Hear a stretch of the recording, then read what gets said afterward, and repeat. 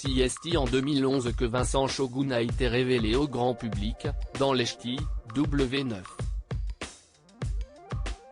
Très vite, il est devenu un personnage emblématique. Et avec le succès sont malheureusement venues les addictions. Un sujet qu'il a évoqué sans tabou lors d'une interview pour Jérém Star. À l'époque, Vincent Shogun était très mal entouré. Il sortait très souvent et s'est mis à consommer de la cocaïne.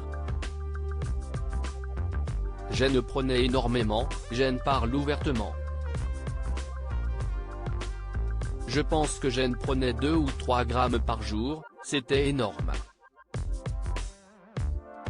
J'y allais à fond, parce que j'étais quelqu'un de très faible et je voulais pas m'en sortir même si on a voulu m'aider. Je voulais me détruire. Tout le monde le savait que Shogun en prenait, j'étais au taquet, à fond les ballons. Tu ne peux pas être comme ça tout le temps, j'étais chargé comme une dynamite, a tout d'abord reconnu celui qui a vécu une véritable descente aux enfers. Il assure que la production des ch'tis était au courant, mais qu'elle avait fermé les yeux pour le garder dans le programme. J'ai même pris de la drogue avec un caméraman, a-t-il poursuivi. Le compagnon de Cléa, qui a fait de la télévision durant 10 ans, confirme qu'il a vu passer de la drogue à plusieurs reprises lors d'émissions. J'étais addict à cette merde, j'étais addict. Je ne pouvais pas m'en passer, je ne pouvais pas sortir sans ça. C'était terrible, a-t-il poursuivi. Cela s'est intensifié à la suite de la mort de son papa. Un séjour en prison qui a tout changé, cette addiction l'a mené en prison. Il a en effet passé 28 jours derrière les barreaux, à Amsterdam, pour possession de drogue. Depuis, notamment grâce à sa compagne qui a tout fait pour qu'il ne sombre pas, il a remonté la pente.